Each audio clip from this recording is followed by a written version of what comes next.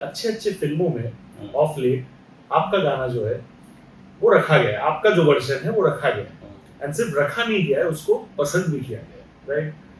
But अभी भी वो इनसिक्योरिटी होता है कि यार मैंने तो गाया, बट से शायद एक अरिजीत सिंह ने भी रिकॉर्ड किया होगा या किसी और ने भी रिकॉर्ड किया होगा, मेरा कट ना जाए, वो इनसिक्योरिटी अभी भी रहता है। बिल्कुल रहता है।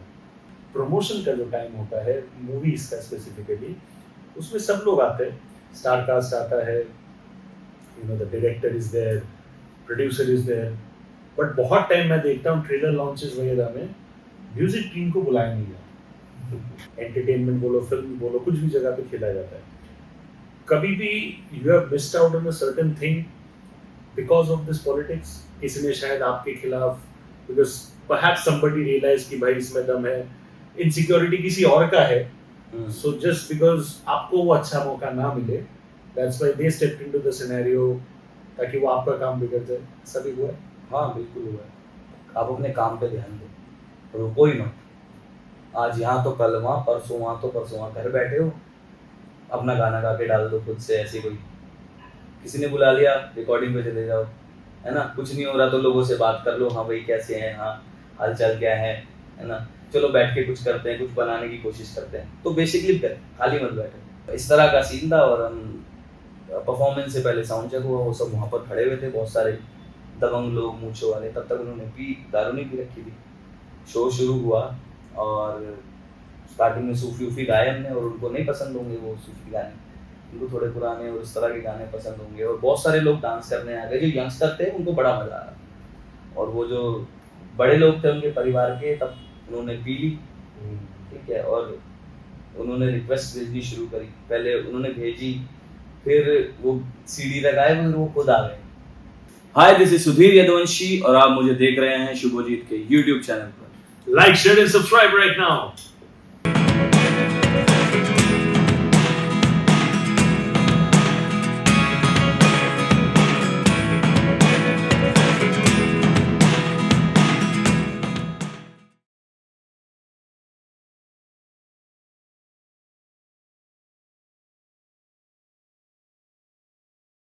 भाई मेरे दोस्तों, when I talk about music, आज के ज़माने में बहुत कुछ हो गया है। ट्रेनिंग भी लोग करते हैं, लेकिन टेक्नोलॉजी भी बहुत ज़्यादा हो गया। लेकिन टेक्नोलॉजी के बीच में से अगर कोई ऐसा आवाज़ उभर के आता है who is actually known for just the rawness, the freshness and the uniqueness that he brings to the table, I think उसी वजह से आप छाप छोड़ते हो। एंड ऐसा ही एक इंसान है जिसने छाप छोड़ा है अपना, वो सुधीर यदुवंशी।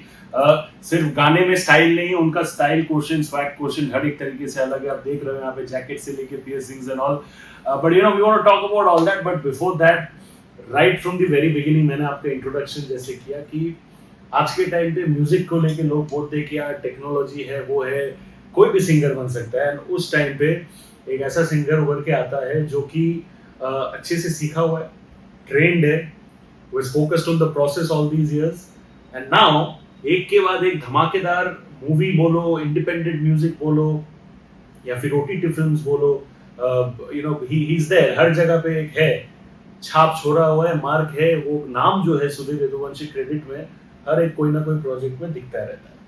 आई वांट टू अंडरस्टैंड कि what was the starting point for you जब आपको एक्टिवली काम मिलना चालू हुआ? बिकॉज एक होता है कि आपको काम मिल रहा है, but then you know on and off phases रहते हैं, but what was that turning point for you जब आपको एक्टिवली काम मिलना चालू हुआ, and after that of course you never look back? जी, सबसे पहले तो धन्यवाद मुझे बुलाने के लिए। My pleasure brother। और आपने इतनी सारी बातों में एक बात कही, शायद 2 बार कही, प्रोसेस, वही इम्पोर्टेंट है।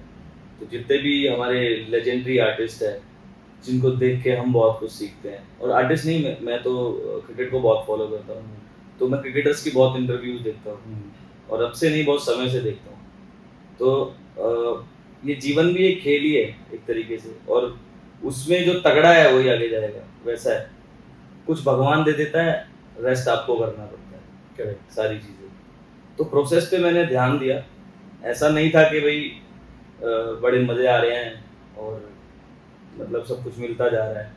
धीरे धीरे हुआ, धीरे धीरे मैं स्कूल में स्टार्ट किया, ऐसे ही कैजुअली। मैंने सीखा भी नहीं था उस समय तक। फिर कॉलेज में मैंने कंटिन्यू किया, कुछ कंपटीशन में जीता, पैसे वैसे आने लगे, तो ये होने लगा कि भाई हाँ ये मेरे लिए है, सब प्यार भी कर रहे हैं और मैं पैसे भी कमा पा रहा हूँ। मैंने शोज भी करने शुरू कर दिए, हर तरफ से ठीक था सब कुछ। लेकिन एक समय के बाद जाके मुझे लगा कि भाई अब थोड़ा मतलब रुक गया है मामला, ग्रोथ नहीं हो रही कि करना क्या है आगे, गाना गाना है या शोज करते करते जीवन बिताना है, पैसे तो आ ही रहे हैं। करेक्ट। लेकिन मेरे अंदर एक वो बोलते हैं ना दिल्ली की भाषा में खुजली चुल, वो चुल थी।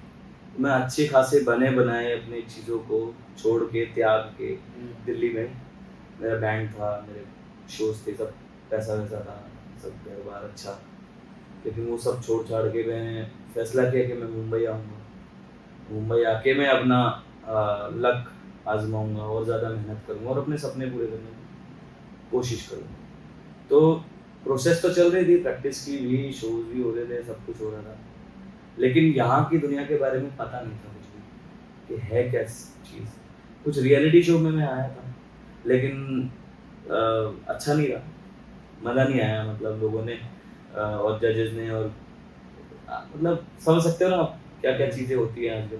तो वो उनसे मैं टूटा भी था बहुत, उससे मैं बड़ा परेशान भी हुआ था कि भाई मैं आगे क्या करूँ, ये लोग से मतलब एक नया बंदा आता है ना जब, तो इन शोज को देख के क्या होता है कि भाई यहाँ से मैं स्टार बन सकता हूँ।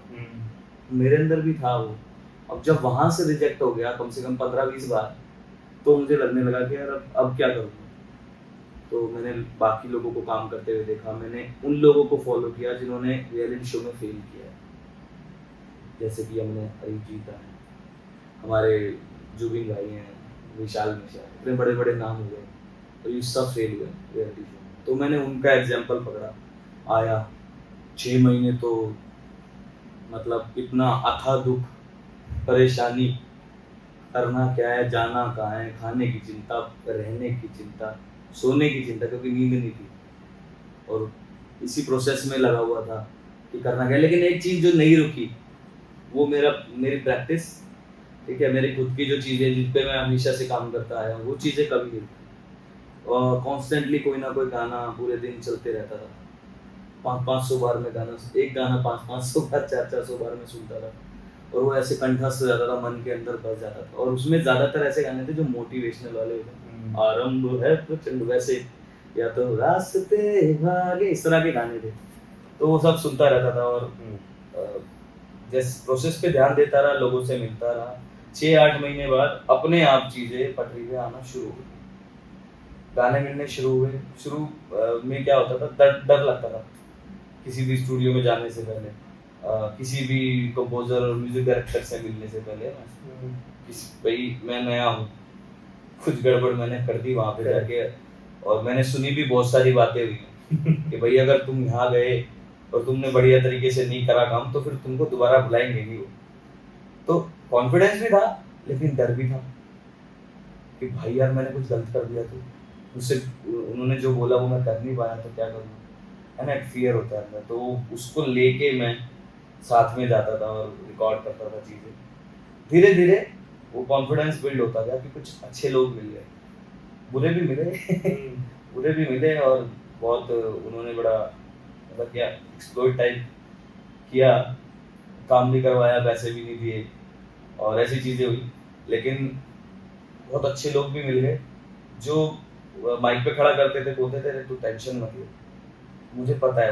उनको समझ आ जाती थी, 2-3 नोट्स जो भी मैंने गाया, गाने के बाद उनको समझ आ जाता था यार इसके अंदर है बात, लेकिन निकलवाना कैसा है वो उनको देखना पड़ेगा, फिगर आउट करना पड़ेगा, क्योंकि ये अभी डरा हुआ है।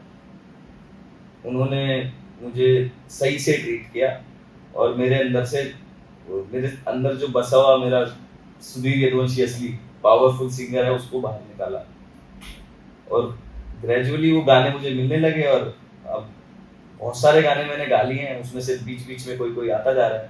आप कह रहे थे लगातार आ रहे हैं, वो ऐसे नहीं आ रहे 2 साल से गाने इतने सारे मैंने किए हुए हैं इतने लंबे प्रोसेस में, और अभी मजा आने लगा है जोरदार। टचवुड, ये जो सिलसिला है ये चालू रहता ही रहे। बट मुझे एक चीज़ बताइए, कुछ टाइम पहले आई थिंक मुझे एग्जैक्टली टेन्योर याद नहीं, सोनू निगम सर ने रियलिटी शोज के बारे में एक चीज़ उन्होंने कहा था। उन्होंने बोला था कि रियलिटी शो में कुछ रियलिटी होता नहीं है, एंड सबसे बड़ी बात आजकल क्या होता है कि से फॉर एग्जांपल जो हम लोग टेलीकास्ट जो एपिसोड होता है जो हम लोग देखते हैं, कभी कभी वो भी पहला परफॉर्मेंस नहीं होता। अगर किसी ने खराब गाया है तो उसको लिटरली वो लोग एक और मौका देके बोलते हैं कि यार एक और बार गाओ, सुधरा हुआ परफॉर्मेंस को टेलीकास्ट किया जाता है। आपने अभी कुछ देर पहले कहा कि रियलिटी शोज में एक्सपीरियंसेस सही नहीं थे, and I think this is another reason why जिन लोग का एक्सपीरियंस रियलिटी शो में अच्छा नहीं रहा वो लोग आगे जाके they earn some real accolades. I want to understand कि क्या एक्चुअली होता है रियलिटी शो में, बिकॉज जब यंग सिंगर्स लोग देखते हैं, ये एक एस्पिरेशनल वैल्यू है लाइक रियलिटी शो का कि हम लोग को लोग देखेंगे, ये वो, कहाँ पे उनको भटकना नहीं चाहिए।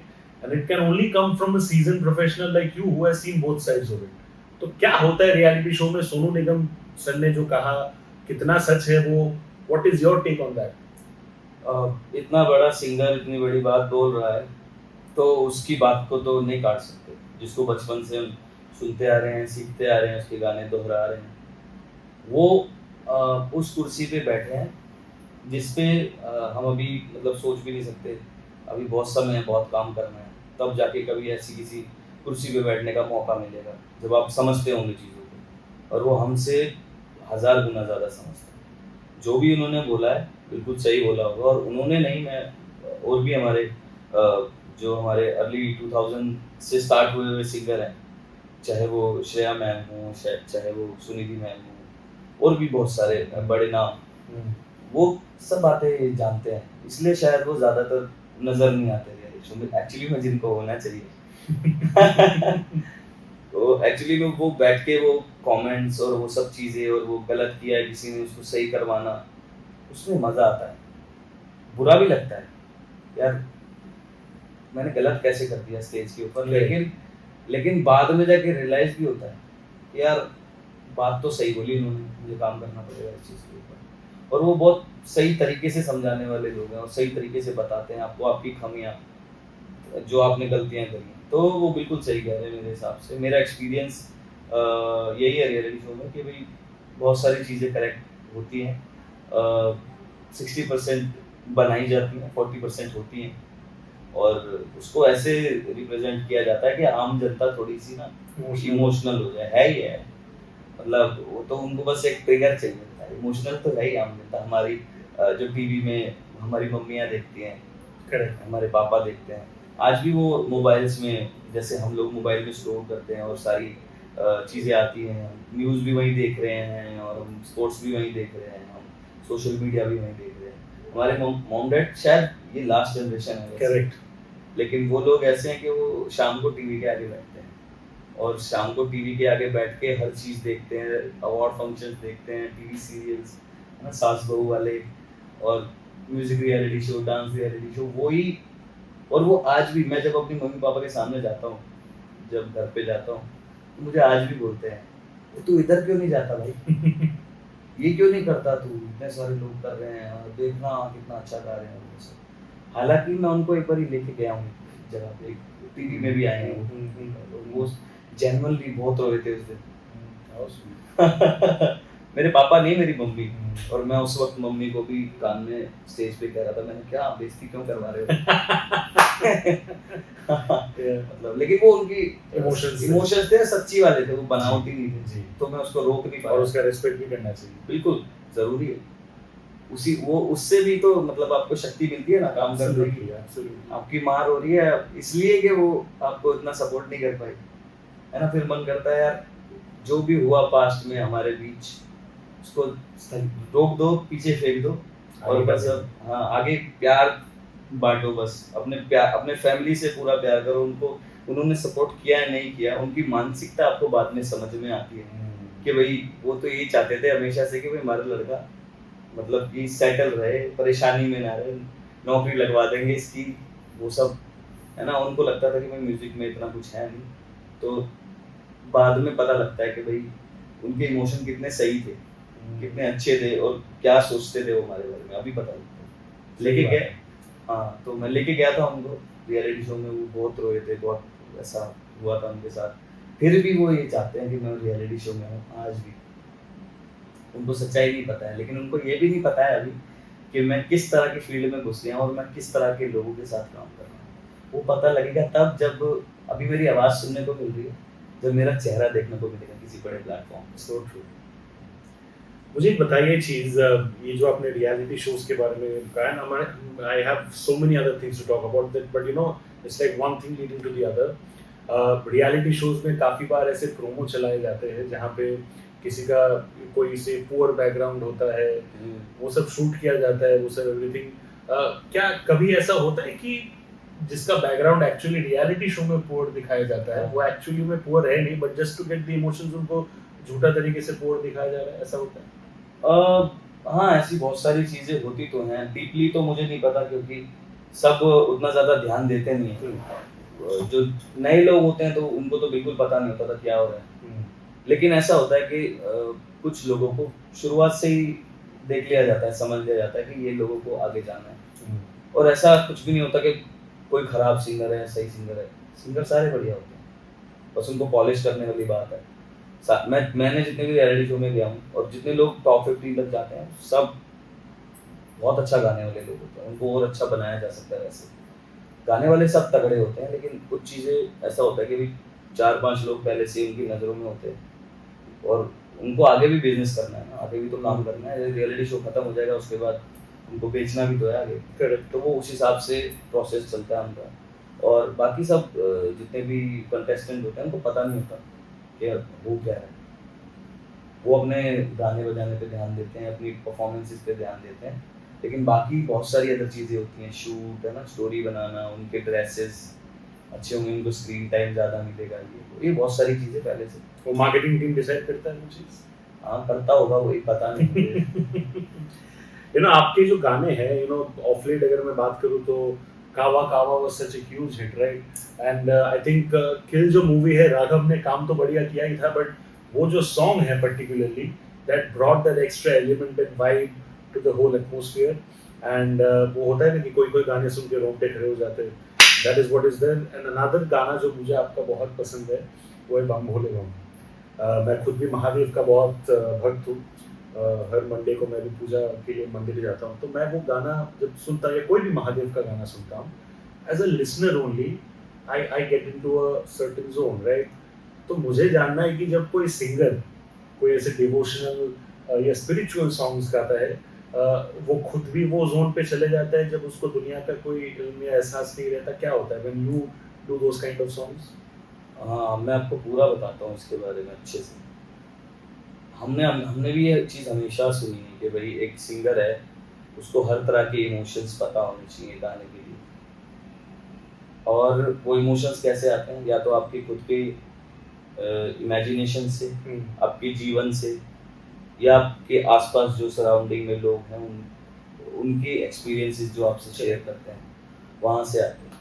मैंने भी सुना कुछ सिंगर्स को, परफॉर्मर्स को, या कुछ म्यूजिक डायरेक्टर्स को ये कहते हुए कि यार उस समय मैं एक अलग जोन में चला गया था, मैं एक अलग दुनिया में चला गया था, मुझे लग रहा था ये काम मैं खुद नहीं कर रहा हूँ, कोई और आ गया है, शक्ति है, कुछ है। और मुझे लगता था ये बेकार की बात है, मुझे सच्ची में यकीन नहीं होता था। मुझे लगता था कि यार वो आपको अपनी टेक्निक्स पे ध्यान देना है, अपनी जो भी वोकल मॉड्यूलेशन जो चीज़ें हैं उस पर ब्रीदिंग कैसे है, और कौन से शब्द को कैसे गाना है, क्या इमोशन किस तरीके, मतलब उस हर चीज़ का एक वो है सिंगिंग। और उसको सीखना पड़ता है। कंडेंसर माइक के साथ दोस्ती करनी पड़ती है, बहुत कुछ पकड़ लेता है, तो इसीलिए ऑटो ट्यून का यूज़ होता है क्योंकि सब सुर में नहीं गा सकते, एकदम पिच में नहीं गा सकते वैसे। तो मैं उस चीज़ों को मानता था कि भाई ऐसा होगा, ऐसा होगा, ऐसा होगा। तो मैं जब शुरू में रिकॉर्डिंग करने जाया करता था, जब मैं नया मुंबई में आया था, तो सबसे पहले मेरा यही चीज़ से सामना हुआ कि आपके इमोशन जो है वो ऐसे नहीं आएंगे, आपको सच में वो चीज़ को फील करना पड़ेगा। आपके सुर सही लग रहे हैं, हर चीज़ बहुत अच्छी है, आपकी टेक्निक सब सही लग रही है, फिर भी यार गाने में मज़ा नहीं आता, फ्लेवर मिसिंग है। फ्लेवर मिसिंग है। और जैसे आपने कहा कि शिव शंकर भोलेनाथ क्या भक्त है, मैं भी देखता आया हूँ मेरी मम्मी को उनकी पूजा करते हुए, और मैं मतलब मानता था उस वक्त तक भी, लेकिन एक समय ऐसा आया जब बदल गया सब कुछ। वो गाना अभी रिलीज़ नहीं हुआ है, गा मैंने बहुत समय पहले दिया था और वो भोलेनाथ का एक है गाना, एक और दूसरा गाना। एक और दूसरा गाना। तो वो गाना गाते हुए वो फीलिंग मैंने महसूस की। मैं मानता था और मैं उस समय जब मैं अपनी मम्मी को देखता था सुबह-सुबह उठ के वो बुहारी लगाती घर के आगे और जल का एक लोटा उसमें रोली और वो चावल डालेंगी और घर पे आराधना करेंगी, फिर मंदिर जाएँगी, मंदिर जाके शिवलिंग पे जल चढ़ाएँगी और फिर मंत्र जाप करते-करते वापस घर आएँगी। वो सब मैं मेरे दिमाग में चलना शुरू हो गया और मैं वो सब सोच रहा हूँ और मैं भी कभी उनके साथ जाता था और रुद्राभिषेक के बारे में और लोग कैसे उनकी मतलब कि आराधना करते हैं, मन्नत माँगते हैं, क्या-क्या करते हैं, है ना? और उनकी जो स्टोरीज़ हैं, भोलेनाथ की जो हम कथाएँ सुनते हैं ना कि भई वो हर किसी को प्रेम करते हैं। पशु-पक्षी, जानवर से लेके भूत, प्रेत, पिशाच, निशाचर, हर एक तरह के जीव जो इस दुनिया में वास कर है मतलब हैं, वो उन सभी को अपनाते हैं। तो ये सब बातें मेरे दिमाग में चलनी शुरू हो गई, है ना? और ये सब सोचते कहीं ब्रह्मांड वाली चीज़ें याद आने लगी और मैं एक डिफरेंट ज़ोन में चला गया। वो लिरिक्स मैं फ़ील कर पा रहा था और वो जो एक-एक शब्द है, वो मैं उस समय कह रहा मतलब जब मैंने गा लिया था, खत्म कर लिया तो मैंने विक्रम सर को बोला था, "सर मैंने नहीं गाया आज। आज मुझे महसूस हुआ है जो वो सब बोलते थे वो कितनी कितनी सच्ची बात है। आज मैंने नहीं गाया, आज मुझसे गवाया गया है, किसी ने गवाया है।" और ये बात सुनने के बाद उस दिन से आज तक वो गाना मुझे सर ने सुनाया नहीं। वो वापस से मुझे सुनने को नहीं मिला गाना। मुझे नहीं पता ऐसा क्यों किया उन्होंने कि वो गाना मुझे सुनाया नहीं। शायद उनके दिमाग में कुछ आ गया होगा कि अगर इस गाने को ज़्यादा सुनेगा, ज़्यादा कुछ सोचने लग जाएगा या कुछ ऐसा कुछ आया होगा उनके दिमाग में, मुझे नहीं पता क्या है। लेकिन वो उस दिन के बाद वो गाना मैंने आज तक सुना नहीं और मैं बहुत बेसब्री से इंतज़ार कर रहा हूँ वो कब आएगा। अभी इतना कुछ आपने बोल दिया कि मैं भी इंतजार कर रहा हूँ कि भाई कब आने वाला है। बट बात तो सही है। मुझे एक चीज बताओ कि when we talk about singing हाँ जी। आज के टाइम पे rap culture is there and हर एक टाइम के मैं तो मानता हूँ कि एंटरटेनमेंट फील्ड हो या कोई भी फील्ड बोलो, हर एक इंडस्ट्री में एक कुछ 5 या 10 साल बाद कुछ तो ट्रेंड बदलता रहता है and it's important to adapt to changing times, right? But on one hand, we have the rap culture which is there, but on the other hand, we've still got quality singers like say Udit Narayan ji bolo aap, Kumar Sanu ji bolo, Sonu Nigam sir himself, Shan, and all these people who have entertained us throughout in that 2000 wala era. उन लोग को actively film music में अगर मैं बोलूँ तो जो priority या रिस्पेक्ट मिलना चाहिए वो मैं उनको आज के ज़माने में मिलते हुए नहीं देखता। And I want to understand from a singer's point of view, who's a quality singer. आप भी शायद रैप करते होंगे, that's there. But then आप में भी वो quality as a singer है, आपका सुर naturally लगता है even without autotune.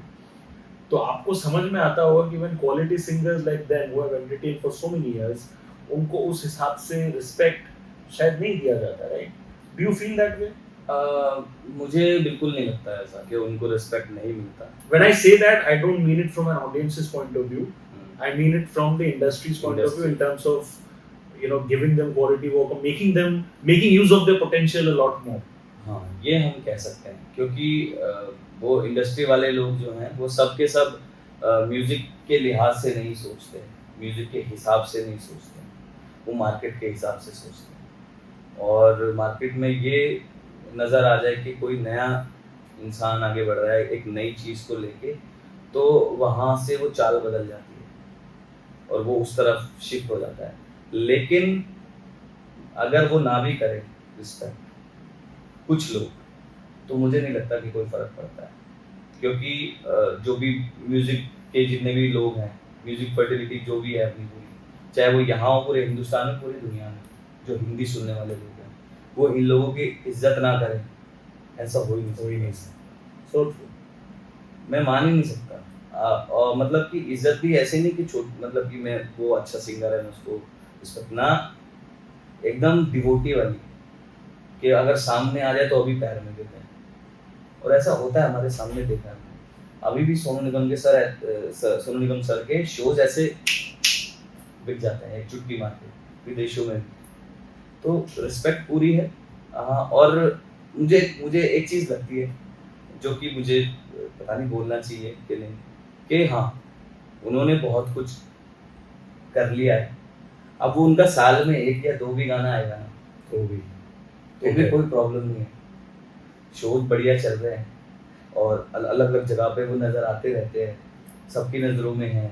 Social media है आज जो उनसे कनेक्टेड रह सकते हैं, और उनके पुराने गाने इतने ताबड़तोड़, इतने खतरनाक, इतने पॉपुलर हैं कि वो बार बार चलते रहते हैं। आज भी शायद उनके पास उनकी क्या बोलते हैं उसको, रॉयल्टी आती होगी, जहाँ तक बिल्कुल बिल्कुल है ना। वो वही गाने सोनू सर के इतने सारे गाने रोज पूरे हिंदुस्तान में कितने क्लब्स में, लाइव शोज में परफॉर्म हो रहे हैं, उनको खुद भी नहीं पता।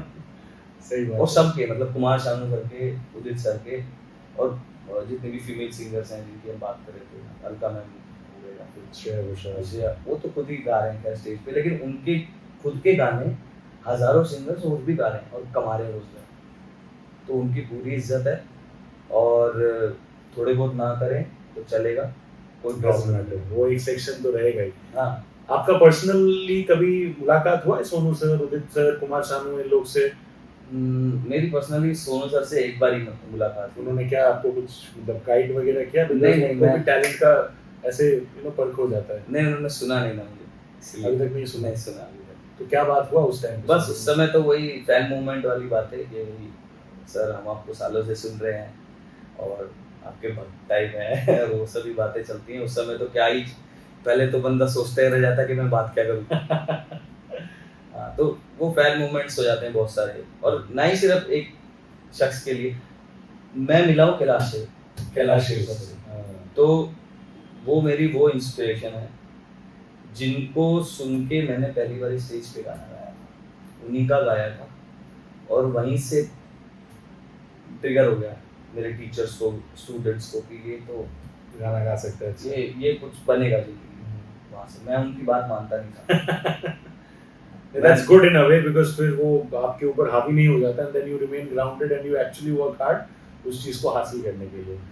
मुझे एक चीज बताइए कि गाने जो है, सिंगर्स तो गाते हैं, लेकिन एक ही गाना बहुत सारे सिंगर्स से गवाया जाता है, एंड चुटकियों में ऐसे ओवरनाइट रिप्लेस किया जाता है। कभी कभी उनको पता भी नहीं चलता कि यार, अरे यार, ये तो मेरा गाना था, कौन गा दिया, ये कब रिप्लेस हो गया। कभी कभी उनको मीडिया से पता चलता है एक्चुअली कि भाई उनको रिप्लेस किया गया, right? Now why this question is so valid for you, I tell you why, because touch wood, and I hope that it continues, कि अच्छे अच्छे फिल्मों में ऑफ लेट आपका गाना जो है वो रखा गया है, आपका जो वर्जन है वो रखा गया है, एंड सिर्फ रखा नहीं गया है, उसको पसंद भी किया गया है, राइट? बट अभी भी वो इनसिक्योरिटी होता है कि यार मैंने तो गाया, बट से शायद एक अरिजीत सिंह ने भी रिकॉर्ड किया होगा, किसी और ने भी रिकॉर्ड किया होगा, मेरा कट ना जाए, वो इनसिक्योरिटी अभी भी रहता है? बिल्कुल रहता है, लेकिन अभी उसको ओवरकम करने का मैंने तरीका एक निजात कर लिया है अपने हिसाब से, एक्सपेरिमेंट किया मैंने।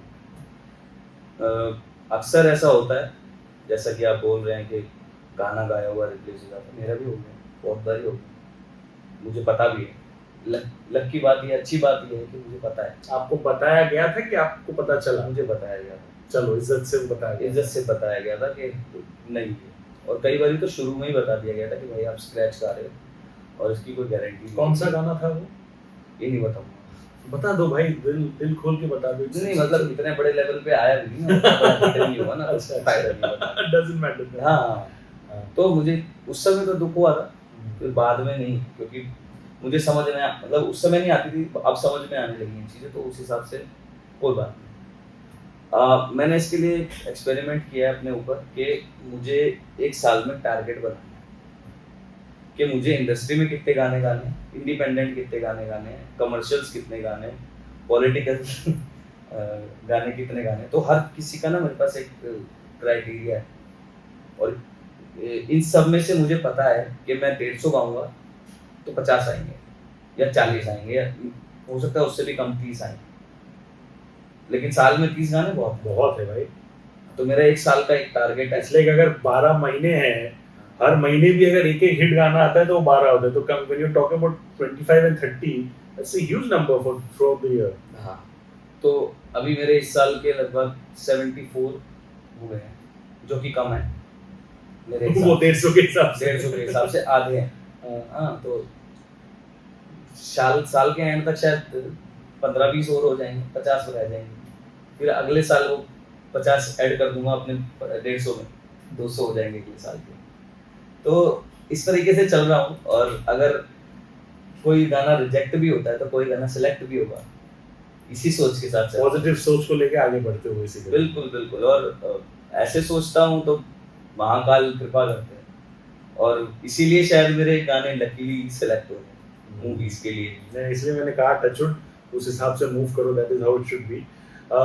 एक चीज जो मैंने ऑब्जर्व किया, देखो मुझे भी 6-7 साल हो गए, मेरे खुद का चैनल है, I been doing podcast and I been associated, तो मैंने एक चीज और देखा है कि प्रमोशन का जो टाइम होता है मूवीज का स्पेसिफिकली, उसमें सब लोग आते हैं, स्टार कास्ट आता है, you know the director is there, producer is there, but बहुत टाइम मैं देखता हूँ ट्रेलर लॉन्चेस वगैरह में म्यूजिक टीम को बुलाया नहीं जाता, and I have a great objection for that, because जब तक मूवी आता नहीं है, there are two ways of connecting to that project. एक हो गया तुम्हारा ट्रेलर, दूसरा हो गया उसके गाने।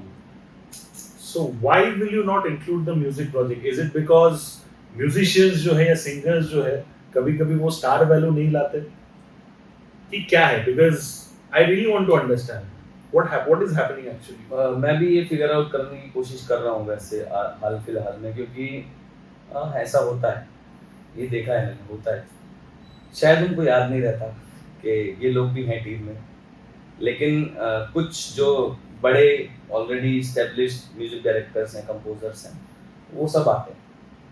और एक प्रोसेस वाली बात है, ये भी एक प्रोसेस है कि कल को मेरा नाम भी बड़ा हो जाएगा तो शायद मुझे भी बुलाया जाएगा, ज़्यादा अभी भी बुलाया जाता है। अभी मैं ताज़ा खबर 2 के मैंने देखे आपके पिक्चर्स वगैरह, आपका गाना भी था उसमें। हाँ, प्रीमियर पे मैं गया और बहुत अच्छे से मतलब सब लोग मिले, और जब स्क्रीनिंग के बाद और सब जो आर्टिस्ट लोग हैं वो सामने, उनको इनवाइट किया जाता है, उनके सब कामों के बारे में बताया जाता है, तो मुझे भी इनवाइट किया गया। ये पहली बार था। इससे पहले भी मैं 1-2 प्रीमियर्स पे गया हूँ, जैसे सुल्तान ऑफ दिल्ली करके एक वेब सीरीज है, आई नो, वो भी हॉटस्टार में था। हाँ, वो उसमें भी मेरा एक था गाना। उसका कास्ट भी मेरे पॉडकास्ट पे दे देते हैं, अनुप्रिया गोयनका से लेके Mehreen and all these people were there as the cast. But मुझे एक चीज बताओ कि ये जो आपने बोला आपको इनवाइट किया गया, वो तो एक्चुअली होना चाहिए। कभी ऐसा हुआ है आपके साथ कि आपने गाना गाया है, and you don't necessarily have to name the project, but you expressed your will कि यार इतना अच्छा चीज है, लॉन्च है, मुझे जाना है, बट आपको मना किया है कि नहीं आप नहीं आ सकते, ऐसा हुआ है? नहीं, ऐसा नहीं हुआ, मना नहीं किया, या तो बुलाया ही नहीं या तो तब बुलाया जब इवेंट आधा हो चुका था कंप्लीट। लेकिन शायद उसमें जिन्होंने नहीं बुलाया उनकी गलती नहीं थी, क्योंकि वो खुद इतने बिजी रहते हैं और वो खुद नहीं जाते प्रीमियर्स में। मेरे बहुत मतलब पसंदीदा म्यूजिक डायरेक्टर हैं शाश्वत सचदेव सर, उन्होंने मुझे बोला, लेकिन वो सो रहे थे दिन के समय क्योंकि रात भर काम कर रहे थे जी। और जैसे ही उनकी आंख खुली, मैंने उनको कॉल किया था बीच में, तो मुझे पता लगा कि वो सो रहे हैं। जैसे उनकी आंख खुली 8-9 बजे, 8 बजे करीब, और उन्होंने फ़ोन देखा और मुझे कॉल किया, हाँ भाई क्या हाल है, कैसे हो? मैंने सर बढ़िया। सर उस पर तो अरे तू गया नहीं, तू जाना मैंने सर पता ही नहीं था। अरे चल कोई नहीं, अगले में चले जाएंगे। ठीक है, कोई बात नहीं, आप खुद नहीं गए, खुद ही सो रहे हो, रात भर किसी और प्रोजेक्ट पे आप काम कर रहे थे, तो समझ में आता है, चलता है ना। और वो खुद ही बोल रहे हैं, अरे कोई बात नहीं, जाने दे, क्या फर्क पड़ता है, तुझे तो अभी बहुत कुछ बड़ा करना है, अभी इतने सारे गाने गाने हैं, एक गाना थोड़ी ना गाना है, 500-600 गाने गाने तुझे अगले 2-3 साल में, चिंता मत कर, जाएंगे तो जाएंगे फिल्म फेयर भी जाएंगे, आईफा भी जाएंगे, सारे बड़े बड़े अवार्ड भी जाएंगे, सब जाएंगे। इनविटेशन सबसे आ रहा है, लेकिन जो मेन बंदे हैं वहां तक शायद पहुंचने में थोड़ा सा और समय लग रहा है, पहुंच जाएंगे जैसे जैसे मेरे गाने और आते जाएंगे, थोड़े थोड़े पॉपुलर होते जाएंगे, और उन तक पहुंचेगा नाम के भाई ये कोई सिंगर है, हो जाएगा। But you see that happening in the industry slowly and steadily? कोई ऐसा किसी बड़े एक्टर के साथ आपका मिलना जुलना, जब उन्होंने आपका कोई तारीफ किया, बिकॉज टैलेंट जो है इवेंचुअली, नेम तो जो चीज है वो धीरे धीरे बनता है, बट किसी के में अगर दम है तो वो या तो पहले में दिख जाता है या फिर दम नहीं है तो कभी नहीं दिखता, राइट? कोई ऐसा एक्टर है, सुपरस्टार बोलो, जिसने आपको मिल के लिटरली बोला कि भाई सुधीर तेरे में दम है, I want you to sing more songs for me in the future, तू आगे जाके बहुत ही बड़ा आदमी बनेगा, ऐसे किसी ने बोला? इतनी बड़ी बड़ी बातें तो नहीं किसी ने बोली, लेकिन हाँ, अपना शंभू गाना है, शंभू भी एक सरप्राइज की तरह था। मुझे पता नहीं था कि वो आने वाला है। जस्ट एक हफ्ते पहले स्पॉटिफाई पे जो फ्लैश कर जाता है ना कि भाई आर्टिस्ट का ये गाना आने वाला है, और उस पे शंभू लिखा हुआ था, सुधीर यदुवंशी और अक्षय सर की वो फोटो थी, पोस्टर था, अक्षय सर थे basically। तो वो मेरे लिए एकदम से ये हो गया क्योंकि किसी बड़े एक्टर ने कभी मेरे गाने पे अभी तक एक्ट नहीं किया, तो मेरे लिए एक सरप्राइज था। मैं खुश भी था, और फिर मैंने विक्रम सर को कॉल किया, बात की उनसे, और कुछ सेकंड के लिए मुझे बात करने का मौका मिला उनसे। अक्षय सर हाँ, से। तो यही था कि भाई जल्दी ऐसे गाने, मतलब कि कोई भी बड़ा स्टार है वो खुद एक्ट करने वाला है, तो पहले तो सब देखा जाता है कि गाना साउंड कैसा कर रहा है, कुछ चेंज करना है, ये वो। कुछ नहीं हुआ, और मेरी आवाज़ में ही रहा गाना, और उनको पसंद आया। उन्होंने यही बोला कि भाई बहुत अच्छा, मज़ा आया। अगर उन्होंने इतना बोल दिया तो आगे तो मिलेगा काम, ये मान लो। तो उन्होंने बोला, बाकी किसी बड़े एक्टर ने कुछ नहीं बोला अभी तक, लेकिन म्यूजिक डायरेक्टर जो परिधि वाले हैं, जिनके साथ मैं काम कर रहा हूँ, वो सब मुझे बोलते हैं, भाई तू छोटी मोटी चीज़ नहीं है, तू बहुत बड़ी चीज़ है, ये कर देगा तू, वो कर देगा तू। पहले तो मैं चढ़ जाता हूँ और मैं सोचने लगता हूँ यार मैं कुछ हूँ, लेकिन फिर आसपास देखता हूँ, अपने एनवायरनमेंट को देखता हूँ, जहाँ मैं रहता हूँ उस जगह को देखता हूँ, तो मुझे मतलब कि थोड़ा ग्राउंडेड होने, वापस से ग्राउंड पे बैठने का एक मौका मिल जाता है, और मुझे लगता है कि हाँ यार ये बबल है, ये एक पॉजिटिव बबल है, इसको फोड़ना पड़ेगा, इसको फोड़ के दूसरे काम की तरफ जाना पड़ेगा। ये नहीं कि भाई तू बहुत बड़ा हो गया, तू बहुत कुछ कर लेगा, तेरे अंदर बहुत पोटेंशियल है, ठीक है, इतने बड़े बड़े लोग बोल रहे हैं, अच्छा तो अच्छा लगता है, लेकिन उस बात को सुन के मगज पे चढ़ा के बैठने से आप नहीं बढ़ोगे आगे, पक्की बात है। आप उसको छोड़ना पड़ेगा, उस बबल को फोड़ना पड़ेगा, उससे एक कदम आगे आके, और ये सोचना पड़ेगा मुझे आगे कौन सा काम करना है, मेरा आगे का प्लान क्या है, मुझे ये वाले गाने करने हैं, मुझे तो यार ये वाले बहुत हो गए, चलो इंडी गाने करने हैं, वर्सेटैलिटी की तरफ थोड़ा सॉफ्ट गाना करते हैं। तो ये मेरे को होता रहता है, ये मैं चाहता हूँ ये होता रहे। बोल ले अच्छे तारीफ करेंगे लोग, बड़े बड़े लोगों के लिए गाने गाऊंगा तो अच्छी बात है, ये बहुत मतलब कि उत्साहवर्धन होता है, हृदय में खुशी होती है, लेकिन उससे निकलो और आगे काम करो, अगर वो तारीफें बनाए रखनी है लंबे समय तक। सही बात कहा आपने, and I think consistency is the key. And Shahrukh sir भी ये चीज़ बोलते हैं कि यार जब तक तुम कुछ बन नहीं जाते हो तब तक तो सब कोई मेहनत करता है, लेकिन कुछ बनने के बाद तुम कितना मेहनत कर रहे हो is something that decides your real fate. So I think I totally agree with what you said. Politics दो तरीके का होता है, एक होता है पॉलिटिक्स जो एक्चुअल पॉलिटिकल फील्ड में खेला जाता है, दूसरा होता है पॉलिटिक्स जो कि दूसरे इंडस्ट्रीज में, वो कॉर्पोरेट बोलो, एंटरटेनमेंट बोलो, फिल्म बोलो, कुछ भी जगह पे खेला जाता है। कभी भी you have missed out on a certain thing because of this politics? किसी ने शायद आपके खिलाफ, बिकॉज परहैप्स समबडी रियलाइज कि भाई इसमें दम है, इनसिक्योरिटी किसी और का है, सो जस्ट बिकॉज आपको वो अच्छा मौका ना मिले, that's why they stepped into the scenario, ताकि वो आपका काम बिगड़ जाए। सभी हुआ है? हाँ बिल्कुल हुआ है। मुंबई की सबसे बढ़िया बात पता है क्या है, जैसे कि आपने बोला पॉलिटिक्स, आप अगर आपके यहाँ कान खुले हुए हैं तो बात बहुत बढ़िया पॉलिटिक्स हो गया। सही बता रहा हूँ, मजाक की बात नहीं, मेरे साथ ऐसा 3-4 बार हुआ बड़े प्रोजेक्ट्स में, के कुछ और सिंगर हैं, मतलब बेसिकली शुरुआत में क्या था कि हम 10-8 लोगों वाली जो क्वायर सेक्शन होते हैं उसमें भी मैं जाता था। मैं ये सोचता था कि भाई कहीं तो जाऊँ, कुछ तो काम करूँ, किसी कोई भी गाना, बैकिंग गाने को मिले, पीछे पीछे गाने को मिले, आलाप लगाने को मिले, कुछ भी मिले कर लेंगे। तो 10-10 सिंगर होते हैं, 20-20 सिंगर होते हैं, 10 फीमेल 10 मेल ऐसे, तो 10 दिन का एक प्रोजेक्ट है कि भाई हर रोज आपका 4-4 घंटे का एक सेशन चलेगा। इसमें बहुत सारी चीजें हैं। जो ग्रैंड मूवीज होती है ना, बड़ी बड़ी बाहुबली टाइप की, उसमें ये सब होता है, सब लाइव होता है। अदरवाइज जो लो बजट मूवी होती है उसमें तो 2-2 3-3 बंदे मिलके अपनी आवाज़ों को बना बना के टेक्नोलॉजी से सेट कर देते हैं, हो जाता है। लेकिन जब कोई ब्रांड मूवी बड़ा बजट की बनती है ना, तो ऐसे क्वायर सेक्शन पूरे होंगे, वोकल की अलग अलग लेयर्स रिकॉर्ड होंगी, है ना, पूरा एकदम अरेंजमेंट के साथ। तो ऐसे थे, तो मैं जाता था। तो क्या हुआ कि जो भी हमारे वोकल रिकॉर्ड कर रहे होते थे, जो भी इंजीनियर वगैरह होते थे, जिसको भी काम सौंपा जाता था, ऑब्वियसली बड़े डायरेक्टर तो खुद आके करेंगे नहीं, कभी कभी कभी वो भी आ जाते हैं, लेकिन हमेशा नहीं, वो अपने असिस्टेंट वगैरह उनको करवा देते हैं। तो ऐसे रिकॉर्डिंग चल रही है, रिकॉर्डिंग चलते चलते पता नहीं क्या हुआ, उन्होंने मुझे बुला लिया, मैं चला गया। तो तारीफ करी, अच्छा बोला, और मतलब ठीक है चलो, मिल गई तारीफ अलग से। उन उन उन लोगों को भी पता लग गया कि इसको अलग से बुलाया और तारीफ की। मतलब ये वो बड़े सिंगर ने बुलाया, हाँ, बड़े म्यूजिक डायरेक्टर। बड़े म्यूजिक डायरेक्टर। तो मैं वापस गया, गाया गाया गाया। तो 10 दिन का सेशन मेरा 3 दिन का हो गया, और चौथे दिन मुझे बुलाया ही नहीं। पहले तो मैं शॉक, और मैं कॉल पे कॉल मिला रहा हूँ, क्या दिक्कत है, क्या प्रॉब्लम है भाई, काम पैसे आ रहे हैं, आने दो, क्या दिक्कत है।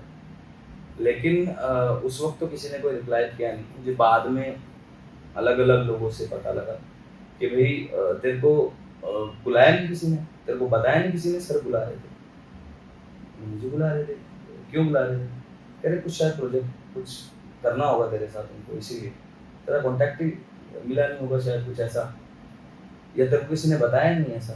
मैंने कहा मेरा तो कोई फ़ोन ही नहीं उठा रहा भाई, मैं किससे पूछूं, और मुझे तो उनका डायरेक्ट नंबर पता ही नहीं है।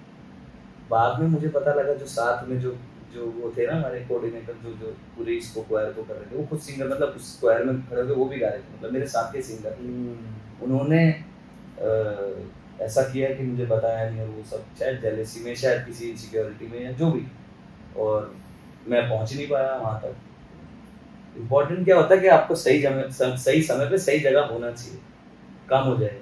लेकिन मैं था ही नहीं, जब उनका गाना चल रहा था तो वो मुझ तक पहुंच ही नहीं पाए, उन लोगों ने मेरे तक इन्फॉर्मेशन ही नहीं पहुंचाई। ऐसा ही एक जगह पे और हुआ, मैंने गाना गाया, 4-5 लोगों का क्वायर कव्वाली टाइप का था। उन्होंने मुझे स्पेशली रुकवा के स्टूडियो में बोला कि यार इस लड़की की आवाज़ थोड़ी अच्छी लग रही है, खनकदार लग रही है, और नंबर दे के जाना ब्रो इसका। जैसे ही रिकॉर्डिंग खत्म हुई, मुझे सीधा बाहर ले गए,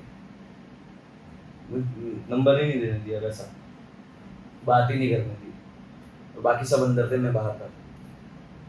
तो उनको तो पसंद आ रहा है, हमारे म्यूजिक डायरेक्टर्स को, कंपोजर्स को, और पूरी टीम होती है, उनको तो अच्छा लग रहा है, लेकिन जो साथ के ही लोग हैं वही चुल करते हैं, वो उन्हीं को दिक्कत है। और ऐसी बहुत सारी चीज़ें आई हैं, लेकिन अभी मुझे इन सब चीज़ों से फ़र्क पड़ना हो गया बंद, क्योंकि मुझे लगता है कि अगर किसी को आप तक पहुंचना है ना, वो कैसे भी पहुंचेगा। आप अपने काम पे ध्यान दो, रुको ही मत।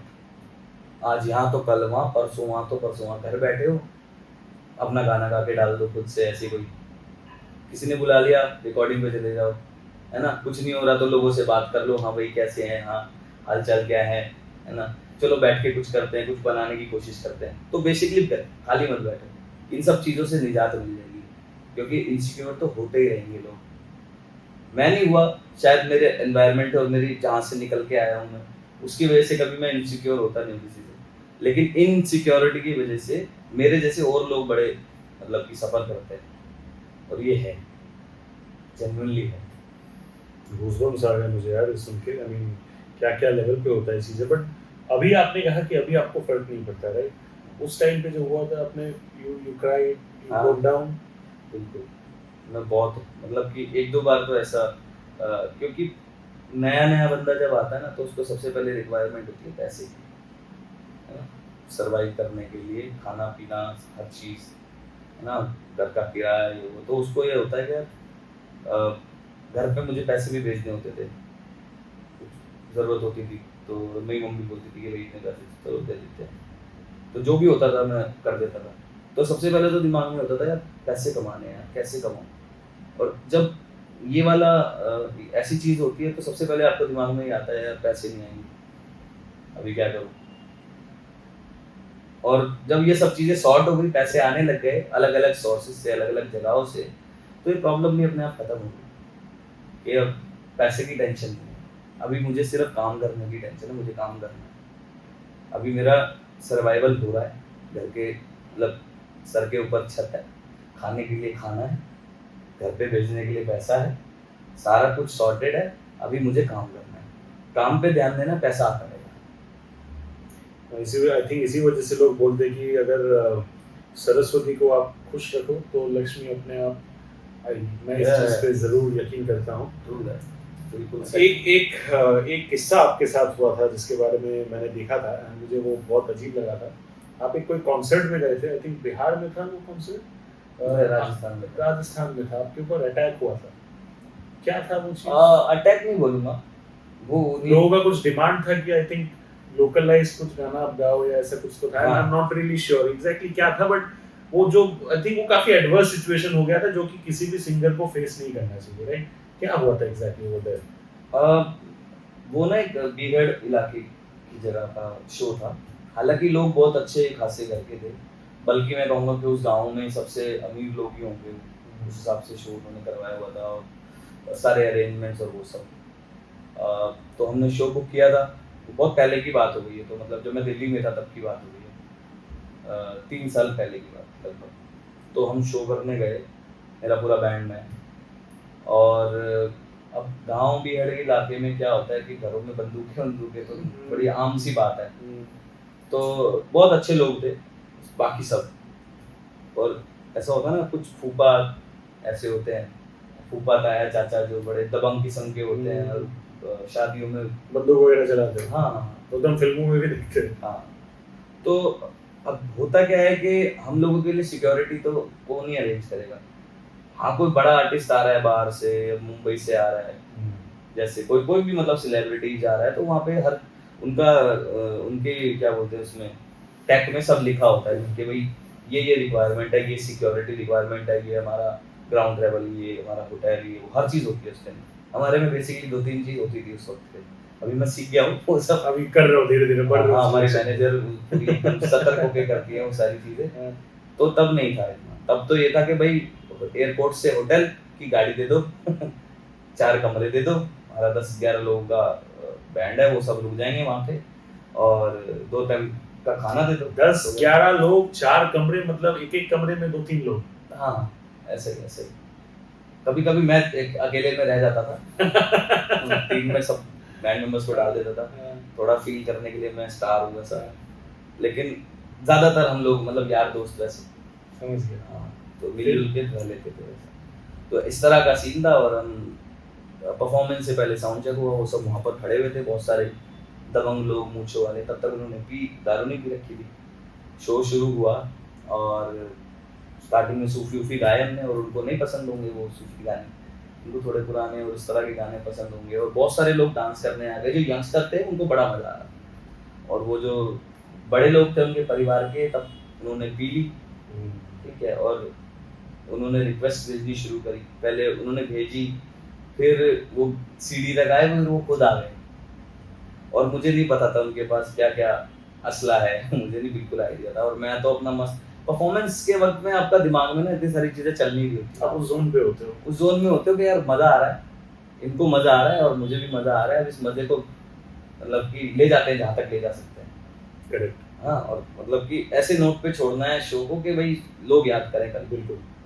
तो मैं तो वहाँ पे था और मुझे पता नहीं कि क्या है क्या नहीं, वो बंदूक उनके पास थी, उनकी तो ध्यान लगी हुई थी, और उनके साथी लोग थे, उनके पास दुनाली और बड़ी वाली शॉर्ट गन्स और वैसी वाली थी। अब उन्होंने मुझे खुद आके बोला कि भाई ये गाना गा। मैंने कहा सर इतने सारी रिक्वेस्ट नहीं गा सकता मैं, सॉरी, आप नीचे चले जाइए। तो फिर दोबारा आया वो, तो मेरा जो तबला प्लेयर है उसने नोटिस कर लिया था कि गड़बड़ हो रही है, कि अगर ये नहीं गाएगा तो ये इसको यहीं पे लेके पड़ेगा, मारेंगे। तो उसने मेरे को टॉक बैक में बुलवाया, कान में, ईयर में, तो पीछे बुलाया मुझे, बोल रहा बेटा असले लगे हैं उसके, उसको देख, उसके बंदों को देख, हथियार वाले साथ, उनका लीडर है ये। तो जब वो गुस्सा हो गए, जब मेरी बात हो रही थी उसके तुरंत बात हो गए भाई, गुस्सा हो गए, और उन्होंने मुझे गुस्से में बोलना शुरू कर दिया, अरे ऐसे कैसे कर लेगा तू, तुझे गाना पड़ेगा, हम भी देखते हैं कैसे नहीं गाएगा और ऐसे वैसे। तो मैं उनको पीछे लेके गया, पकड़ा मैंने, उस समय तक मेरी फट चुकी थी, मैं बहुत डर चुका था। मैंने, सर मुझे 10 मिनट दो, मैं आपको आपका गाना गा के दूंगा, आपका गाना गाऊँ, चाहे 2 लाइन गाऊंगा, मुझे बस, क्योंकि मुझे आता नहीं है तो मुझे बस 10-15 मिनट का दो टाइम। मैंने शो रोका, पीछे गए, गाना सुना मैंने, वो 2-3 लाइनें याद करी, वहाँ सामू सर का गाना था कोई, और वो मैंने गाया, कम से कम 6-7 बार गाया। और वो कह रहे थे कीप गोइंग, गाओ, ये गाते रहो, मजा आ रहा है। होता है ना कई बारी लूप लग जाता है दारू पीने के बाद, तो उनको लग गया था लूप वैसा। गाना वाना गाया, शो खत्म किया, और 15-20 मिनट गाया उसके बाद मैंने, और वहां से तुरंत पैकअप करके सीधा एयरपोर्ट। मैं रुका ही नहीं वहां पे, पहली बार ही हुआ था और बहुत डर गया था मैं भी, और पूरा बैंड भी बहुत डर गया था कि भाई बीहड़ इलाके में है, वैसी कुछ गड़बड़ हो गई तो फिर मार पीछे पुकार है, कहावत है ना, अगर कुछ हो गया तो कौन क्या कर लेगा, फिर तो लड़ते रहो केस। तो हम वहां से तुरंत के तुरंत निकल गए, और तब बड़ा डर लगा था, अब बड़ा मजा आता है। हाँ, अब बड़ा मजा आता है इस बारे में बात, ऐसे हुआ था हमारे साथ। बिकॉज यू सर्वाइव दैट्स, वो तो सर्वाइव करने के बाद तो सबको ही मजा आता है, बट लिटरली यार, मतलब लिटरली बंदूक की नोक पे रख के कुमार सानू का गाना गवाया गया, अलग ही थ्रिल है इसमें। We coming to the fag end of the conversation, मैं आपसे ये पूछना चाहूंगा कि you know we talk about music, music industry में बहुत कुछ सही चल रहा है, पर इन टर्म्स ऑफ टैलेंट बोलो, ओवरऑल पोटेंशियल बोलो, कुछ तो एक चीज है जिसके वजह से हमारे देश के लोग, अगर मैं पर्टिकुलरली बोलूँ, जिस तरीके से एक कोल्ड प्ले के कॉन्सर्ट के पीछे भागते हैं, उसी सेम पैशन बोलो या एनर्जी बोलो, एंथुजियाज्म से हमारे खुद के जो आर्टिस्ट हैं, and I talk about contemporary artist of today, या फिर से उदित सर के टाइम के जो लोग हो गए, उनके जब कॉन्सर्ट हो गए, सेम तरीके का मुझे क्रेज नहीं दिखता। What do you think perhaps Indian music space is lacking to compete with the rest of the world? मुझे लगता है बल्कि ये पहले से बेहतर होना शुरू हो गया है। जैसे अरिजीत दा है, उनके कॉन्सर्ट के लिए भी लोग बहुत पागल हैं, मुझे ऐसा लगता है, और मैंने खुद से देखा है, और उनके भी टिकट सेल हो जाते हैं। दिलजीत पाजी भी हैं, उन्होंने तो अभी एक जो विकी कौशल सर के साथ एक गाना आया था, क्या नाम है उन सिंगर का, करण औजला, तौबा तौबा तौबा तौबा, उस गाने के बाद उनके कॉन्सर्ट देखो, वो भी सारे बिक जा रहे हैं इंटरनेशनली। ओल्ड प्ले क्या है ना, आज का बैंड नहीं, 20 साल हो गए उसको परफॉर्म करते, और लास्ट टाइम भी जब वो मुंबई में आए थे, मुझे याद है मैं रायपुर में था, मैंने खुद उनका कॉन्सर्ट टीवी पे बैठ के देखा था, स्टार्ट टू एंड। उसमें रहमान सर भी आए थे, अरिजीत दा भी आए थे, उससे पहले और भी बहुत सारे आर्टिस्ट का शो चल रहा था, और वो कोई बुरी बात नहीं है, वो अलग चीज है, और वो कल्चर अगर यहाँ पर आ जाए इंडिया में, तो मुझे लगेगा कि वाह यार क्या बात होगी, क्योंकि यहाँ पर भी बहुत तगड़े तगड़े बैंड्स हैं। इसलिए मैं वही बोल रहा हूँ कि हमारे खुद के बैंड्स बोलो, इंडिपेंडेंट सिंगर्स बोलो, वो भी एम्पावर हो जाएंगे। हाँ, और ऐसा एक दौर आने लगा था बीच में, लेकिन वही कमर्शियल म्यूजिक के चक्कर में थोड़ा सा दब गया वो। लगभग जब मैं कॉलेज में था, 10-11-12 की बात है, उस समय कुछ बैंड्स आए थे एकदम ताजा, फरीदकोट, आज जो अखिल सचदेवा है, नशा, और अद्वैता बैंड था एक, परिक्रमा भी है, करते हैं, अच्छा काम करते हैं वो भी, लेकिन वो एक दौर आया था, और उस समय से जो काम कर रहे हैं, यूफोरिया, वो तो और भी पुराने हैं, है ना, सिल्क रूट था पहले, है ना, तो वो एक दौर आया था जिसमें बैंड्स ने धमाल मचाना शुरू किया था, कुछ पाकिस्तानी बैंड भी थे उसमें, है ना, लेकिन वो फिर कमर्शियल म्यूजिक के पीछे दबता गया, क्योंकि वो सिंगर्स को ना लालच मिलता गया अलग तरीके से, फिर वो उनका ट्रीटमेंट, और फिर बैंड पीछे रह गया वैसे वाला, हमेशा ना बैंड इंडिविजुअल्स को वैसे। तो हम जितनी भी बैंड की स्टोरीज देखते हैं, या कोई भी हम रॉक ऑन टाइप मूवी देखते हैं, हम क्या देखते हैं उसमें, यही तो हो रहा है। वो even with 1D, I guess Zayn Malik and all, I think the same thing happened over there as well. बिल्कुल। तो और अभी एक बैंड था, बहुत पॉपुलर था, हालांकि मैं इंडी म्यूजिक बहुत कम सुनता था तब,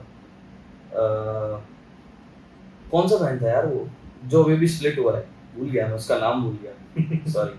कोई बात नहीं। हाँ, बट अगर मैं आपको एक सिचुएशन दूं कि आपको 2 लाख रुपए खर्चा करना है एक हाँ। कॉन्सर्ट के लिए, यहाँ पे एक तरफ दलजीत पाजी का कॉन्सर्ट है, एक तरफ कोल्डप्ले का, आप किसके लिए खर्चा करोगे? किसी के भी नहीं। सच्ची में नहीं करूँगा क्योंकि मैंने सोचा है कि मैं वहाँ पे खड़ा हूँगा हाँ, और मुझे जिस तरह का म्यूजिक पसंद है और जिस तरह का मेरे को प्यार है वहाँ पर ज़्यादा लोग बैठते नहीं, आते नहीं सुनने के लिए। वहाँ जाके मैं सुकून से बैठ के फ्री में सुनूंगा music. it's like quality crowd ahead of quantity crowd, that is what it is. हाँ भाई आखिरी सवाल आपसे मेरा ये होगा कि like you said and I really love your way of approaching things, आपने बोला कि यार मैं 150 का टारगेट रखता हूँ, जो भी है, जो भी नंबर आता है इवेंचुअली साल के लिए तो अच्छा खासा हो जाता है, right? What is it that you are looking forward to आगे जाके? एंड यू नो, एक होता है कि टैलेंट है आपके पास, लेकिन talent when blended with good PR and good marketing, that is when you become a saleable personality, right? ये जो चीज़ है, ये आपने कैसे सीखा? बिकॉज बहुत लोग, क्या होता है कि हमारे देश में टैलेंट की कमी नहीं है, पर वो टैलेंट को कैसे मार्केट किया जाए और वो टैलेंट को आगे कैसे किया जाए, वो लोगों को समझ में बाद में आता है। बाद में। So how have you learned it and how are you approaching this thing? पहले तो आने वाले प्रोजेक्ट्स के बारे में बात करेंगे कि जैसे कि मैंने बताया कि 70 प्लस गाने मैं कर चुका हूँ और ना जाने कब कौन सा रिलीज हो जाए मुझे भी नहीं पता। इसी अगले हफ्ते ही कोई रिलीज होने वाला है और सडनली मेरे पास वो अपडेट आ गया कि भाई ये गाना प्रमोट करना है और ऐसे। तो उसके बारे में तो इतना ही कह सकते हैं कि भाई होपफुली हर महीने 2-3 गाने आते रहे। Touch wood. हाँ, रब करे, भोलेनाथ करे। दूसरी चीज जो अपने आप को मतलब कि लाइमलाइट देने की, थोड़ी सी पीआर देने की, अपना काम मार्केट करने वाली बात है, वो बहुत ज़्यादा ज़रूरी है आजकल और उसमें मैं अभी भी बहुत कच्चा हूँ, मुझे ऐसा लगता है। और मेरी एक टीम बनाई है मैंने और वो इस पे पूरा एकदम फोकस कर रहे हैं, काम करने के लिए कोशिश कर रहे हैं। क्योंकि गाने तो बहुत सारे आ रहे हैं लेकिन आम जनता को अभी पता नहीं कि किसने गाए हैं। और जैसे कि मैं अभी थोड़ी देर पहले बोल रहा था कि मेरी अगर वैल्यू, फेस वैल्यू भी उतनी, जितना मेरा गाना जा रहा है उतनी चल रही होगी, तो शायद इंडस्ट्री के सभी लोगों को पता लग जाएगा कि एक सिंगर आया है और अच्छा काम कर रहा है, चलो उसके साथ काम करते हैं। तो वो प्रोसेस जारी है, वो काम जारी है और अच्छा हो जाएगा और थोड़े दिनों में आप जैसे महानुभाव लोग मुझे बुलाएंगे। और हम क्या है सर, हम बेसिकली खुद बिलीव करते हैं टैलेंट पे और हम कोशिश करते हैं जितना हमारे पास कंट्रोल है हम उस चीज़ को लेके आगे बढ़े। बाकी तो सर आप मेहनत करते हो and Mahadev is kind, that is what it is. But thank you so much, very grateful to you for giving me your time and like I said कि you know the very reason why I was very keen on doing this is because मैं I am not train singer और anything, but मुझे singers का value है, मुझे गाने का value है। And in today's time when there's a lot of reliance on technology and auto tune and all, अगर कोई ऐसा सिंगर है जो अपना खुद का छाप छोड़ जाता है just because of his voice, face value तो आपका बढ़ जाएगा, अभी voice value फिलहाल बन गया है, that is what I can say. So it's my honor and privilege to be with you and I wish you all the best for everything that you do in the future. And guys, ये podcast अगर आप लोग को अच्छा लगे, because this was not just about music and all, this was about a variety of other interesting things and अगर आप लोग को अच्छा लगे then please do shower Sudhir Yaduvanshi with a lot of love and keep listening to his songs. बहुत अच्छे गाने already आए हैं, बहुत अच्छे गाने ऑलरेडी आने वाले हैं. Let's just hope that 2025 becomes even bigger, grander and greater in terms of the kind of music that it does. And thank you so much. That's a wrap on the Sunny G Show. This is your host Shubhuji. Then I'll see you all with another very interesting episode very soon. Till then, जितने भी गाने सब सुनो. And एक चीज़ जो मैं करता हूँ हमेशा वो ये है कि मेरा एक फैशन लेबल है, सो मैं वहाँ से जितने भी मेरे गेस्ट आते हैं उनको मैं एक तोहफा ज़रूर देता हूँ. So I have this special gift hamper for your family member as well, so I hope you really love it. धन्यवाद भाई and thank you so much and guys इसी तरीके से प्यार देते रहो, सिर्फ उन्हें भी नहीं मुझे भी थोड़ी थोड़ी छींटे देते रहो ऐसे प्यार के, and I would really love it. Thank you so much, God bless.